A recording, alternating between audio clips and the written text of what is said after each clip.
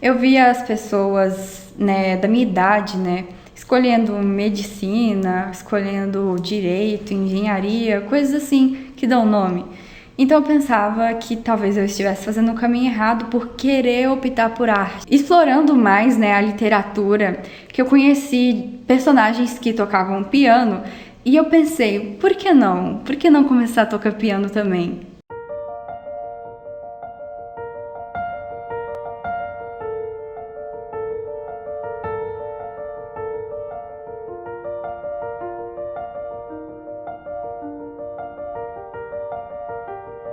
Olá pessoal, sejam todos muito bem-vindos a mais um vídeo do meu canal. Meu nome é Amanda, eu tenho 18 anos e sou estudante de arte clássica.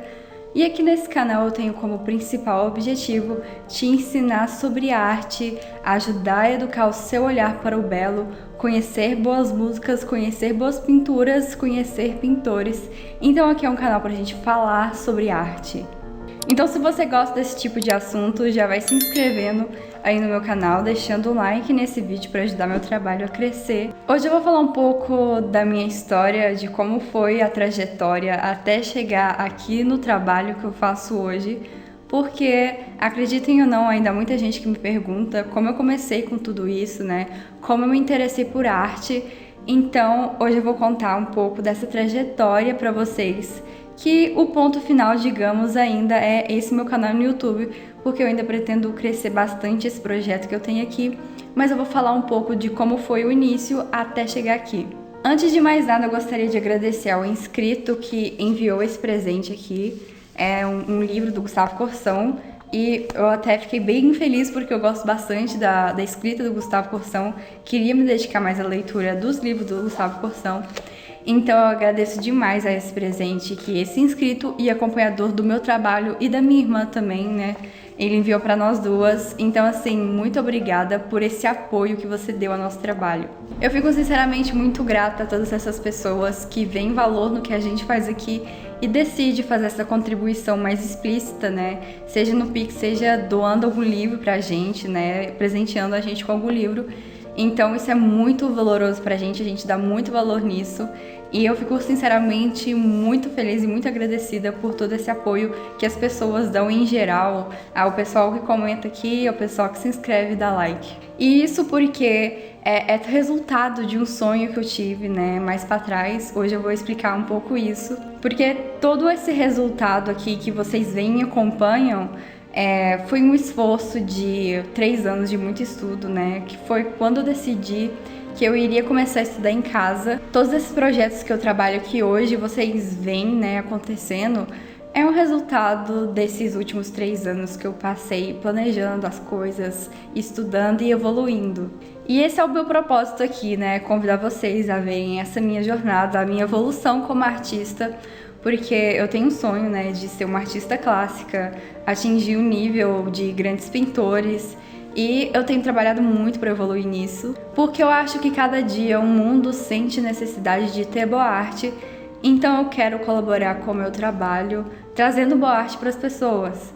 Então, além de ensinar boa arte aqui, né, além de ensinar sobre arte, eu dou a possibilidade das pessoas fazerem encomendas, de quadros que eu faço.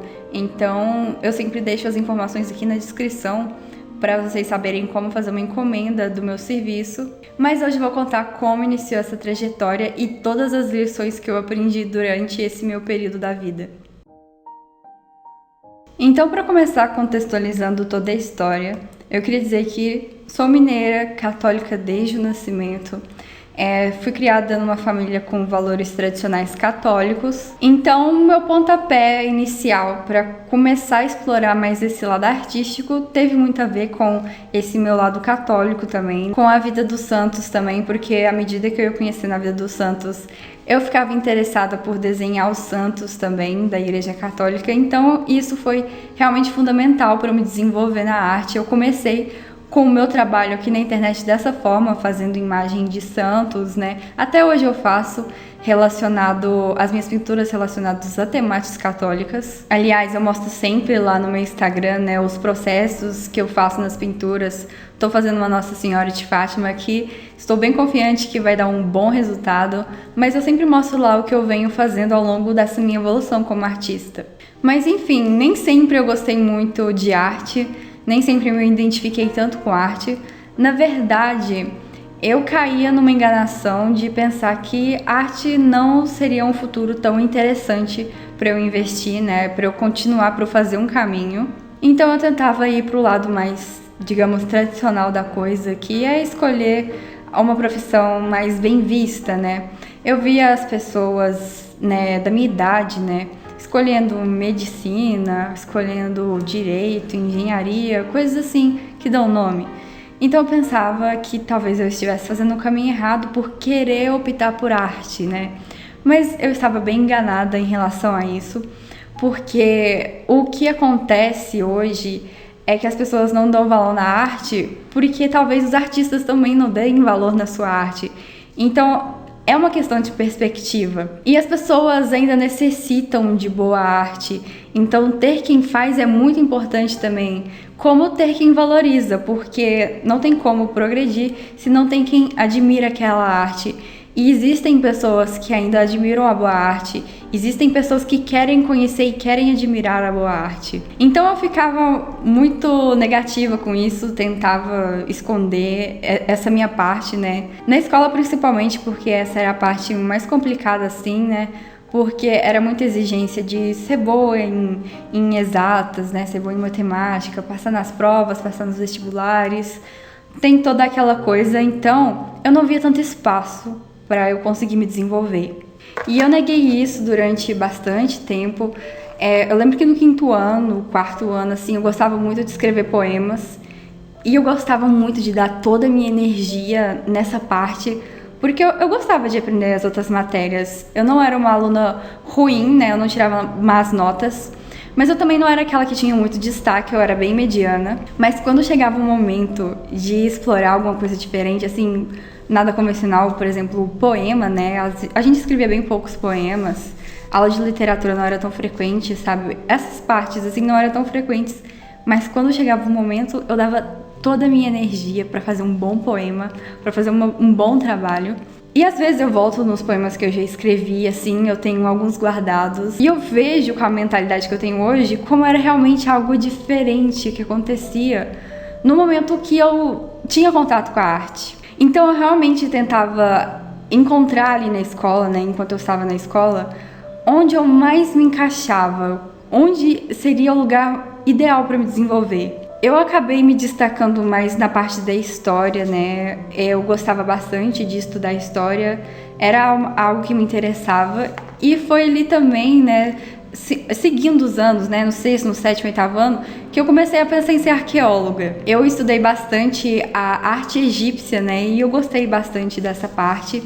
Só que eu não me identifiquei também, né? Eu percebo hoje que não tinha nada a ver comigo, mas eu já pensei em ser arqueóloga, mas eu queria algo a mais.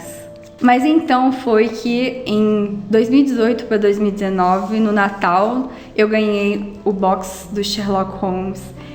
E aqui foi o pontapé inicial que, digamos, despertou o meu talento para a arte. Eu digo talento, mas realmente foi uma caminhada bem difícil até chegar onde eu estou hoje, aprimorar as minhas habilidades, mas existia algo ali que me fazia agir diferente. Tanto que foi nessa época também que eu comecei a estudar piano. E realmente foi algo diferente ter contato com a música. Eu nunca tinha pegado no instrumento, nunca tinha pensado em tocar um instrumento. Só que foi explorando mais, né, a literatura que eu conheci personagens que tocavam piano. E eu pensei, por que não? Por que não começar a tocar piano também? E foi conversando com a minha mãe que ela decidiu me colocar numa aula de piano com 13 para 14 anos. E eu comecei a fazer aula de piano. e realmente foi algo mágico. Era como se eu tivesse me encontrado ali. Eu finalmente senti que eu tinha um lugar em alguma coisa. Mas voltando a falar do Sherlock Holmes, porque toda vez que eu penso na minha história com a arte, eu lembro do Sherlock Holmes como um gatilho inicial. Porque eu gostei muito de ler a história do Sherlock. E numa live que eu fiz com o professor Noguet, que está aqui, né, no canal, ele me falou que a simbologia dessas histórias de detetive, né, do Arthur Conan Doyle, que escreve o Sherlock Holmes, a Agatha Christie, que desenvolveu o Hercule Poirot, ou o Padre Brown, do Chesterton, a simbologia dessas histórias de detetive é procurar a verdade. E hoje em dia eu penso nisso, né, como que talvez para a mentalidade que eu tinha naquela época foi importante para eu começar a enxergar valor nas coisas que eu queria fazer. Por exemplo, a gente vê que na história de Sherlock Holmes, ele é bem observador, né? Ele reúne várias pistas para dar sentido para um caso todo em geral. E na pintura, hoje em dia, eu observo que é mais ou menos a mesma coisa. A gente pega várias pistas que os artistas deixam nas pinturas e organiza para ter um contexto geral na pintura, para ter um significado geral. Porque cada arte tem o seu significado também. Como eu já fiz uma análise da pintura de Caravaggio, da Ceia de Emaús, que tem uma simbologia ali numa sombra que dado objeto faz na mesa. E aquilo ali começou a chamar minha atenção junto com a minha desenvoltura na música, né? Eu comecei a juntar as coisas e foi com um projeto da escola, né, de fazer uma resenha do livro que a gente estava lendo. E eu estava lendo Sherlock Holmes na época, eu desenvolvi ali uma ilustração. E eu vi que eu tinha feito algo diferente naquela ilustração, então eu me empolguei e eu pensei, nossa, dá pra explorar mais isso daqui. Mas então, no nono ano, eu comecei a ter vontade de fazer várias coisas assim, né? Só que a escola acabava me atrapalhando um pouco e eu também não gostava muito do ambiente da escola. Na verdade, eu nunca me identifiquei com o ambiente escolar. Foi só nos primeiros anos, assim, né, de escola que a gente acaba gostando mais, até por ser algo diferente na rotina. Então, no primeiro até o terceiro ano, eu gostava de ir pra escola, só que daí em diante eu não passei a gostar mais, pedia praticamente todo dia pra minha mãe tirar de lá, pra me tirar da escola, porque eu realmente não gostava. E isso foi um caso particular meu, né, essa questão da minha experiência com a escola. A minha irmã um dia pode fazer uma consideração sobre a parte da história dela, porque a gente decidiu embarcar em muita coisa junta, né? Então, aí vem a minha decisão de querer sair da escola no nono ano, porque eu já estava bem satisfeita com tudo que estava acontecendo, não estava gostando mais. E eu estava com necessidade de expandir projetos pessoais que a escola estava me barrando um pouco. Seja por questão de cobrar muitos trabalhos, cobrar muitas provas, cobrar muitas matérias.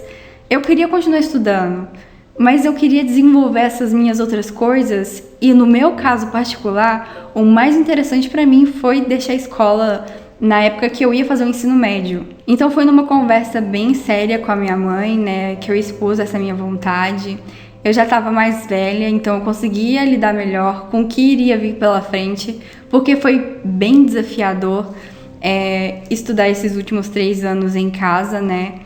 A minha irmã, vendo o que eu fazia, ela decidiu também embarcar nessa comigo, então foi mais fácil a gente trabalhar nas coisas juntas, mas foi bem difícil, a gente quebrou muita cabeça no início, assim, para organizar as coisas. A minha mãe sempre estava do nosso lado apoiando a gente, né, comprando os livros necessários, comprando cursos necessários, buscando professores para nos ajudar e evoluir. No início eu lembro que a gente teve muita dificuldade de desconstruir o que a gente tinha aprendido na escola.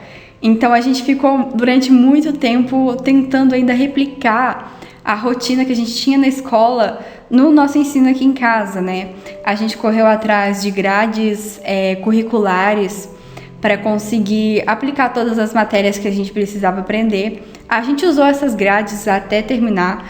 Por exemplo, eu estava terminando até ano passado ainda todas as matérias que eu precisava estudar, né? Foi no início desse ano que eu conquistei o meu tão sonhado diploma do ensino médio, né? Porque eu estava bem ansiosa para conseguir o meu diploma e conseguir esse ano fazer os vestibulares. Então foi uma conquista bem grande, mas a gente lutou bastante para conseguir dar conta das coisas, né? A gente conheceu nessa época o Instituto Hugo de São Vitor, que ajudou muito a gente a progredir nos estudos, porque a gente pensava que no início ia ser algo mais autodidata, mas é um engano a gente pensar que dá para ser 100% autodidata. A gente precisa de professores para nos guiar. Tudo que eu gosto de ensinar aqui hoje é baseado na filosofia do Santo Tomás.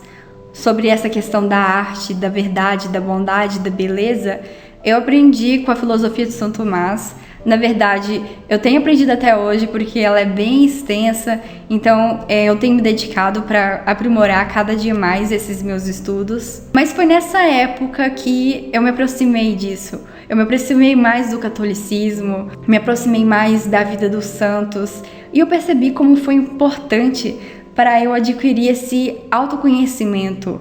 E foi nessa época também que eu comecei a aprender como o ambiente que a gente está influencia em quem nós somos. Algo que eu falo muito aqui, porque a arte é uma coisa visual, né? O nosso ambiente, assim, todas as coisas que que atingem o nosso olhar, elas vão fazer influência na nossa construção interna. Então eu percebi que eu comecei a reciclar, vou usar essa expressão, mas eu comecei a selecionar o que eu via e o que eu escutava. E aqui cai no que eu ensino aqui, no que eu tento transmitir na minha página, no meu trabalho. Porque foi uma mudança gradual, foi uma caminhada, mas eu percebi que foi mudando ao longo do tempo, os meus gostos foram mudando, as coisas que eu priorizava foram mudando também. E quando a gente conhece o que é realmente bom, a gente começa a observar o mundo de forma diferente